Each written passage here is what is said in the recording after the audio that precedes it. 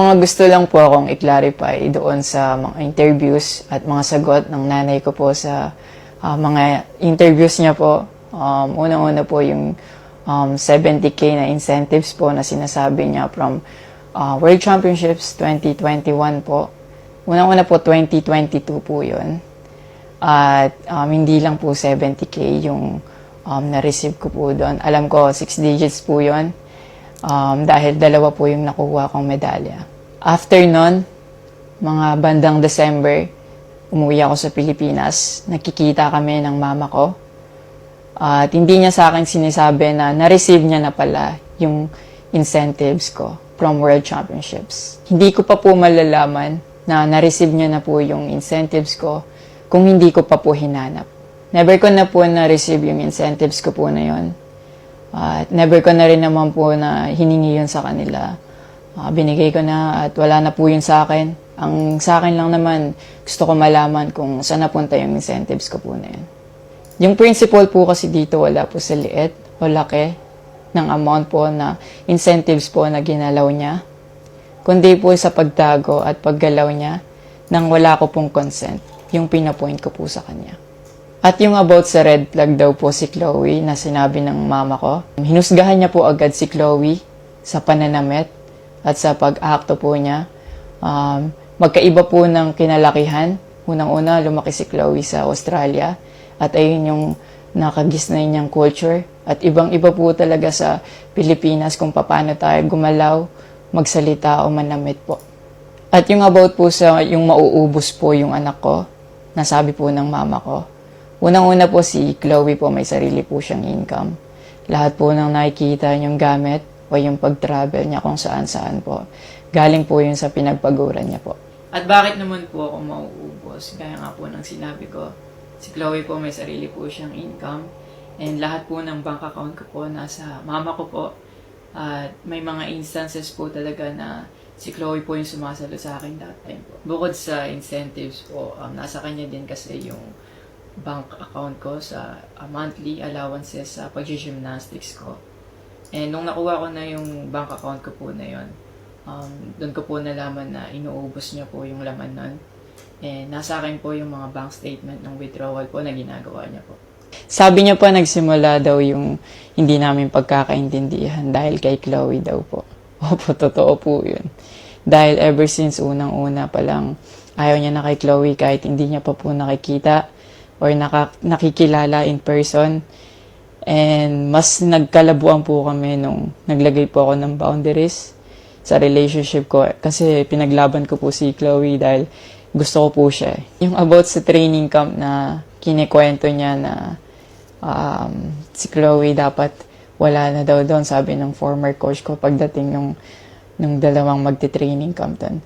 Usually, kapag magte-training camp kami, palaging naka-hotel.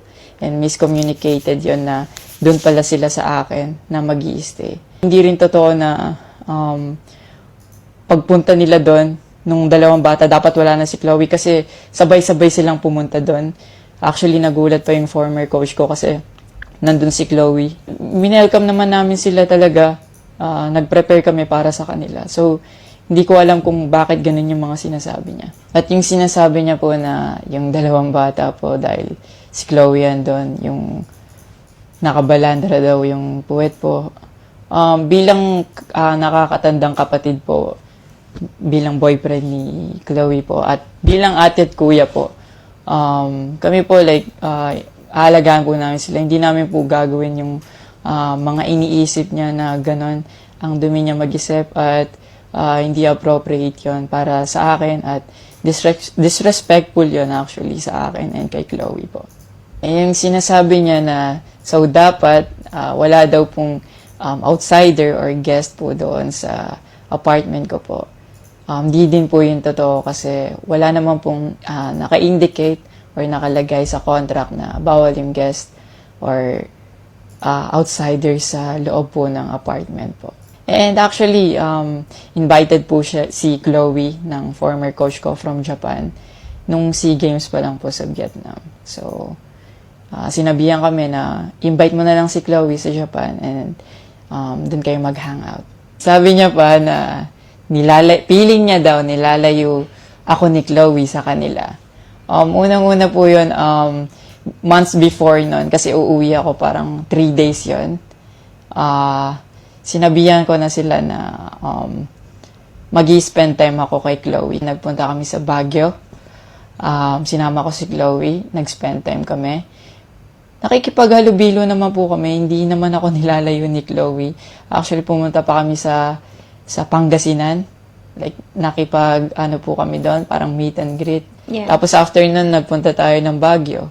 And then, ikaw pa nga nag-aya na yung sa bike. Yeah, Because we didn't know what to do Yeah. after nung kumain, because they were like, oh, what do we do? I was like, oh, let's go sa Burnham Park.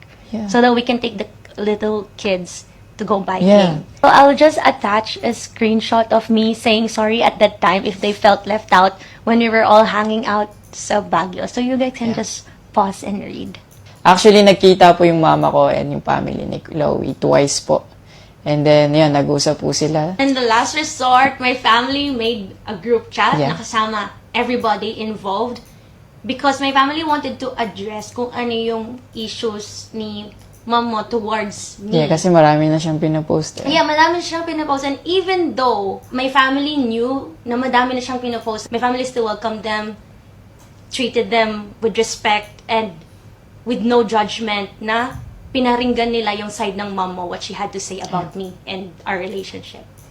And then, after the group chat, she left, Yeah. your mom left, and wala siyang narinig anything from my family. May recent interview po kayo na kinakongratulate niyo po ako. Kung genuine po talaga kayo, maraming salamat po. Ina-acknowledge ko po yung pagka-congratulate niyo sa akin. Pero nagpa-flashback pa rin po talaga yung masasakit yung sinabi sa akin at yung mga hindi nyo pag-wish well sa akin. Like, tumatatak po yan sa akin talaga. Ang message ko po sa inyo, na mag-heal kayo, mag-move on, at napatawad ko na kayo long time ago po. Pinagpipray ko na maging safe kayo palagi at nasa maayos kayong kalagayan dyan lahat. Tigilan na po natin to at i-celebrate na lang po natin yung mga ginawa po ng paghihirap, pagsasakripisyo ng bawat atletang Pilipino dito sa Olympics.